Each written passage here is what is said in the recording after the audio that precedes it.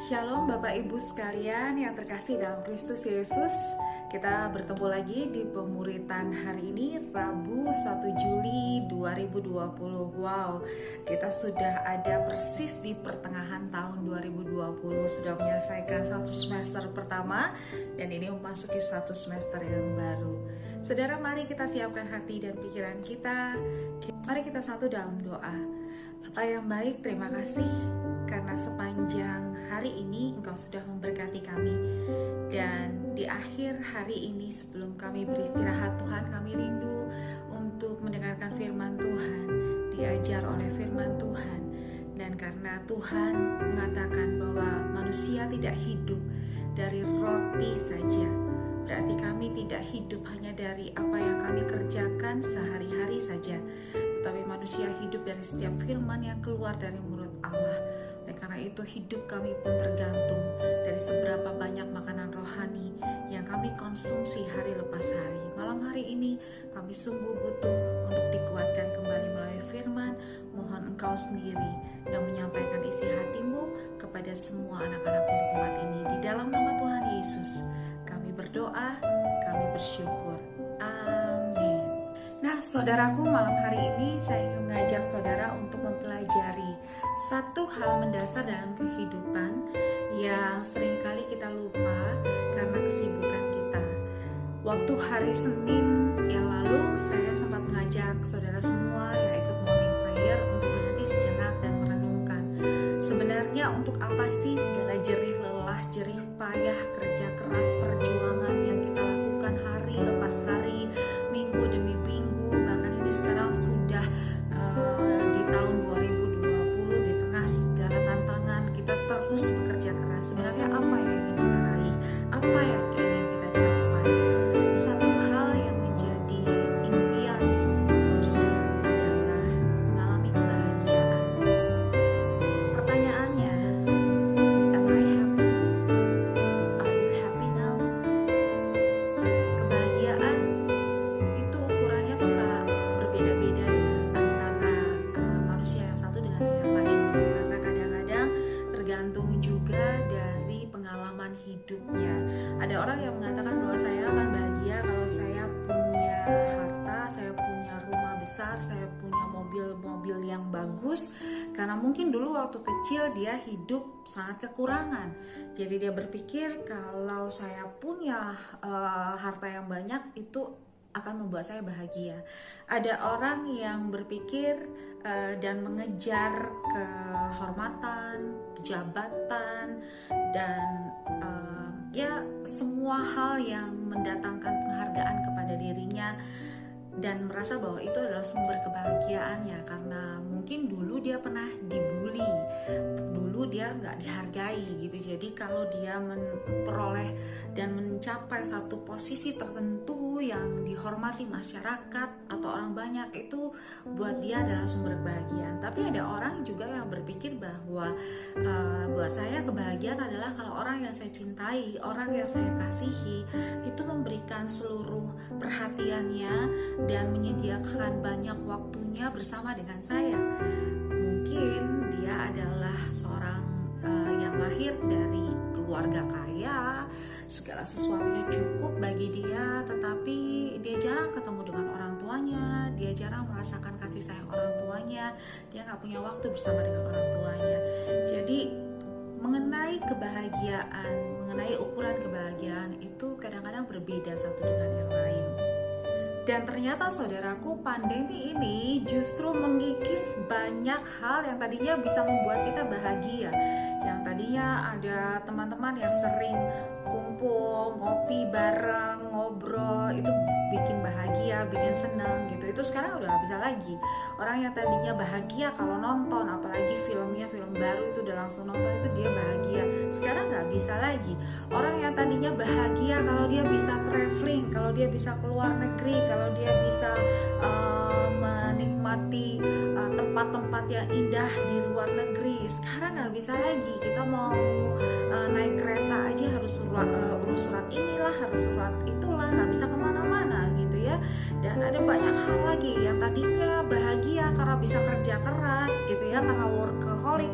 Sekarang semuanya jadi terbatas, mau kerja mati-matian juga nggak bisa gitu, karena kebanyakan orang mengurangi jam kerjanya, ada banyak yang tutup, nggak bisa dikerjakan. Nah kemudian banyak orang, termasuk kita semua, itu kembali pada kehidupan mendasar, yaitu kepada diri kita sendiri, kepada keluarga kita sendiri, kepada rumah kita sendiri. Dan menyedihkannya, saya banyak mendapatkan orang-orang yang konsul kepada saya, yang curhat sama saya dan berkata bahwa I'm not happy karena saya malah jadi stres. Saya harus ngurusin anak saya masih harus kerja dari rumah, tapi anak saya juga belajar dari rumah online, saya harus bantuin dia ngerjain tugas dan sebagainya. I'm not happy. Saya malah stres karena banyak yang harus dibereskan di rumah, mulai dari masak, dari cucian, dari segala macam. Saya nggak bisa keluar ketemu dengan teman-teman saya nggak bisa refreshing, saya tidak bahagia justru dengan hal-hal dasar dalam kehidupan kita. So, pertanyaannya, jangan-jangan konsep bahagia kita selama ini adalah salah, atau kita mencari kebahagiaan di tempat yang salah. Yuk hari ini kita belajar apa yang dikatakan Tuhan Yesus mengenai bahagia.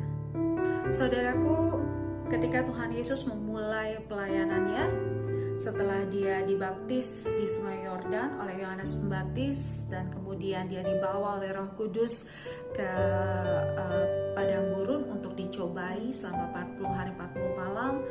Dari sana dia pergi ke Galilea, ke desa-desa, ke kota-kota untuk mulai melakukan pelayanannya. Dia menyembuhkan orang sakit, dia melepaskan orang yang kerasukan setan, dia menyembuhkan orang kusta dan sebagainya. Dan karena dia melakukan hal-hal yang penuh dengan mujizat ini, banyak orang yang mengikuti dia. Sampai satu saat mereka mengikuti dia sampai di sebuah bukit yang disebut Bukit Bahagia atau Mount Beatitudes. Kalau saudara pernah ke Israel, saudara akan tahu tempatnya itu begitu indah, pemandangannya begitu luar biasa. Dan di bukit itu dicatat di Matius bahwa Yesus memulai membuka mulutnya dan mulai mengajar orang-orang banyak. Dan satu hal yang dia ajarkan pertama kali adalah ucapan bahagia. Why? Karena dia tahu ini yang kita butuhkan, dan ini yang selama ini kita tidak bisa dapatkan dari dunia. Tuhan Yesus mengajarkan pada 8, bahkan ada 10 cara untuk saudara dan saya mengalami kebahagiaan sejati, menemukan kebahagiaan yang sejati. Yuk kita pelajari satu demi satu. Mari saudara buka Alkitab saudara dari Matius 5 ayat 1 sampai dengan ayat 12. Judulnya adalah ucapan bahagia. Dalam bahasa Inggris disebut the Beatitudes. Beatitudes itu singkatan dari Beautiful Attitudes. Jadi Tuhan ingin sampaikan bahwa orang-orang yang memiliki beautiful attitudes yang seperti Tuhan sebutkan ini, mereka lah yang berbahagia. Yang pertama Tuhan katakan begini, berbahagialah orang yang miskin di hadapan Allah, karena merekalah yang empunya kerajaan sorga. Miskin di hadapan Allah itu seperti orang miskin di hadapan manusia, seorang peminta-minta di hadapan manusia. Sikap hatinya adalah orang yang meminta belas kasihan di hadapan Allah. Orang yang datang dengan segala kerendahan diri, kerendahan hatinya, karena dia tahu di hadapan Allah dia hanya bisa meminta kemurahan Tuhan, meminta kebaikan, meminta perkenanan Tuhan. Ada banyak orang yang kadang-kadang datang sama Tuhan itu dengan sikap seperti orang Farisi dan orang ahli Taurat dan imam-imam pada masa itu. Mereka merasa bahwa mereka adalah orang-orang hebat secara spiritual. Mereka merasa bahwa mereka sudah menyelesaikan banyak hal dan banyak kewajiban mereka, dan mereka berhak untuk mendapatkan kerajaan surga karena semua aturan, semua ketentuan, semua kewajiban agamawinya dia sudah lakukan dengan baik, dengan excellent. Tapi Tuhan berkata, no, bukan karena perbuatanmu, bukan karena kebaikanmu, bukan karena kehebatan kekudusanmu, tetapi hanya karena kerendahan hatimu. Orang yang datang kepada Tuhan dan berkata, have mercy on me Lord, hanya orang-orang itu yang akan menjadi punya kerajaan surga. Lalu kemudian yang kedua, berbahagialah orang yang berduka cita karena mereka akan dihibur. Tuhan berkata, berduka cita itu adalah berbahagia karena penghiburannya bukan datang dari dunia, penghiburannya datang dari sorga, datang dari kerajaan Allah. Saya sendiri mengalami ketika saya berduka cita sangat mendalam, ketika saya coba datang ke orang lain atau mengharapkan orang lain untuk menghibur saya, untuk menolong saya, untuk membackup saya nggak mendapatkan kebahagiaan yang sejati, karena mereka ada menolong saya, menghibur saya ketika mereka punya waktu. Tapi ketika mereka sibuk, ya mereka nggak ada buat saya. Tapi ketika saya datang kepada Tuhan, saya datang kepada Yesus, saya minta Roh Kudus Sang Penghibur itu untuk menghibur saya betul-betul bisa mengatakan dan menyaksikan bahwa saya mengalami firman Allah yang berkata, Tuhan mengganti kain kabungku menjadi pakaian kemuliaan. Tuhan mengubah dukaku, mengubah sengsaraku menjadi tari-tarian sukacita. Orang-orang yang berduka cita, yang datang kepada Tuhan, dia yang akan mengalami kebaikan kemurahan Tuhan dan penghiburan yang sejati yang tidak bisa didapatkan dari dunia ini. Lalu kemudian yang selanjutnya, saudaraku, Tuhan berkata, berbahagialah orang yang lemah lembut karena mereka akan memiliki bumi. Memiliki bumi itu artinya punya kekuasaan, punya jabatan, punya kehormatan di bumi ini. Tetapi orang dunia berkata bahwa kalau mau punya kekuasaan, kalau punya kehormatan di bumi, di dunia ini, di negara ini, saudara harus punya kekuatan. Saudara harus menunjukkan kehebatan saudara. Tetapi Tuhan bilang, no. Kalau engkau ingin memiliki bumi, engkau harus punya hati yang lemah lembut. Engkau harus punya hati yang penuh dengan kasih, penuh dengan kebaikan, penuh dengan kemurahan. Karena apa? Karena pada akhirnya orang hanya akan mengikuti pemimpin yang dia bisa percaya, yang dia bisa andalkan hatinya, kepeduliannya, kebaikannya.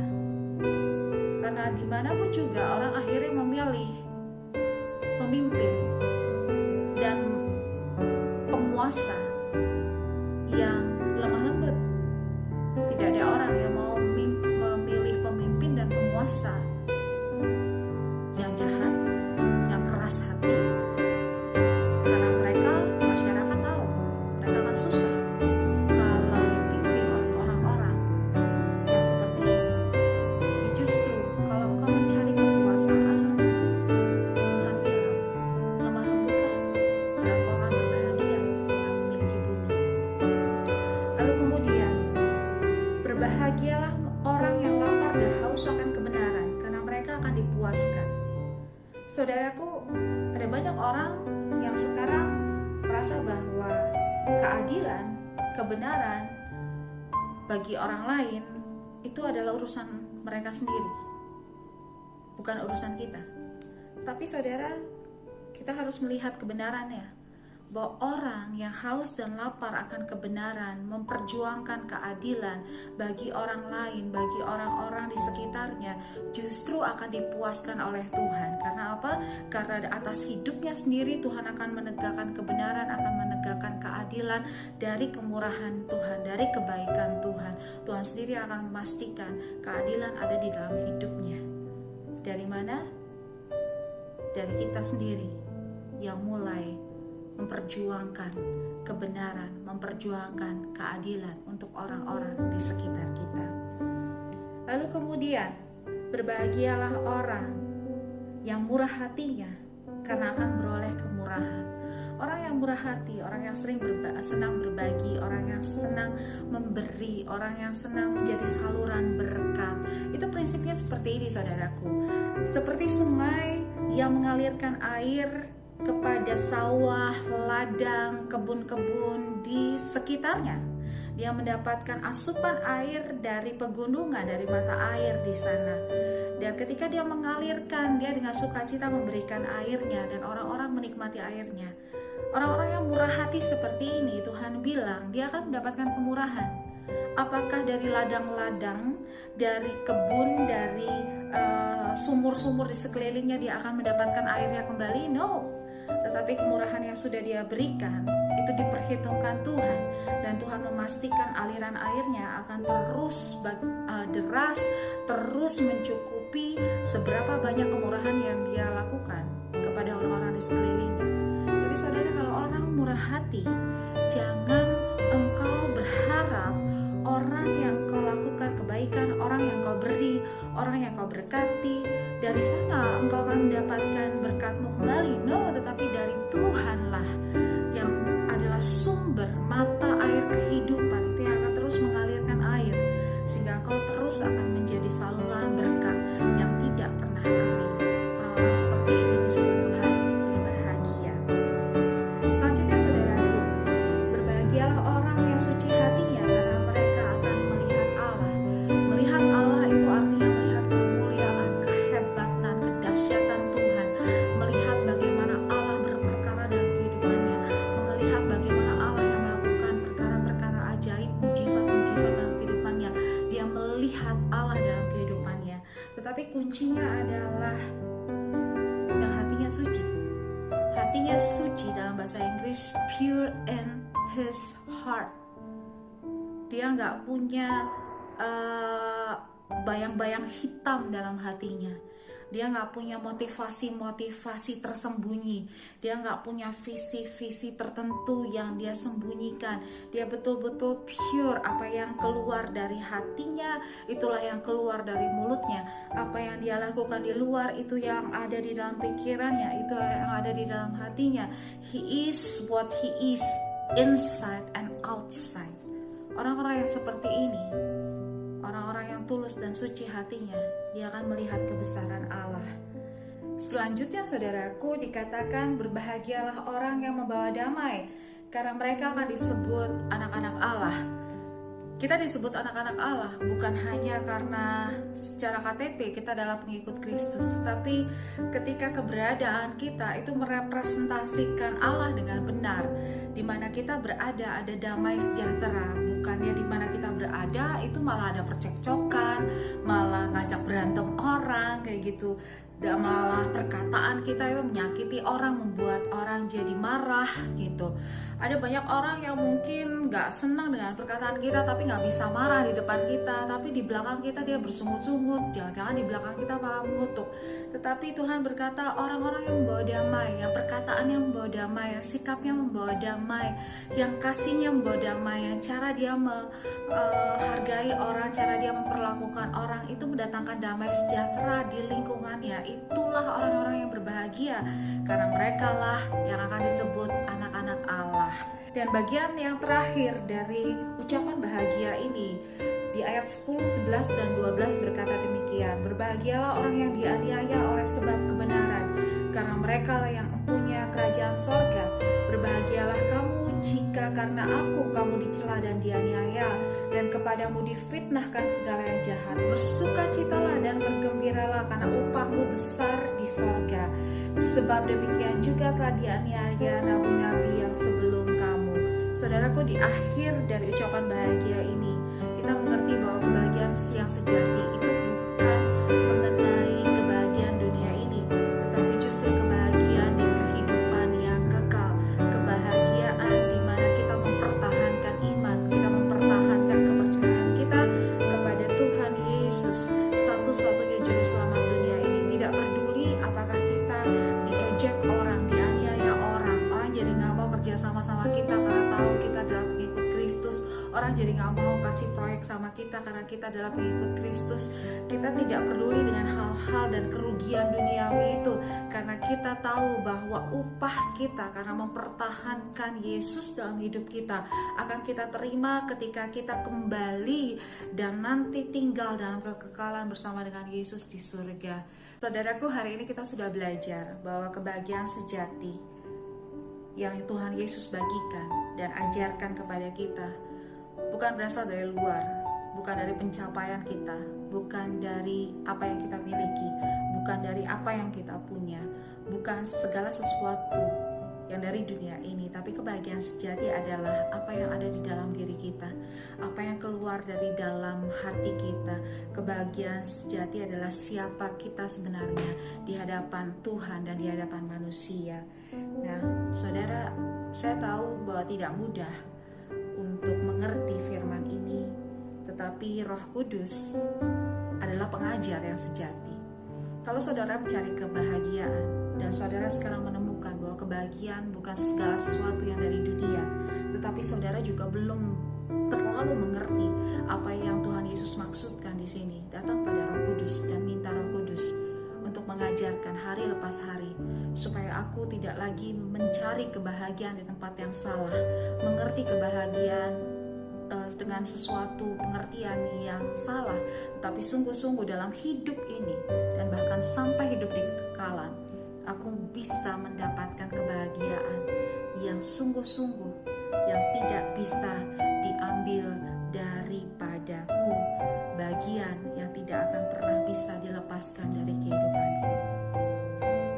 Kalau itu doa saudara dan saya, mari sama-sama kita menundukkan kepala, menutup mata, datang dengan merendahkan diri di hadapan Tuhan. Yuk kita berdoa. Bapa yang baik, Tuhan Yesus, Roh Kudus yang manis, terima kasih untuk pengajaran ini.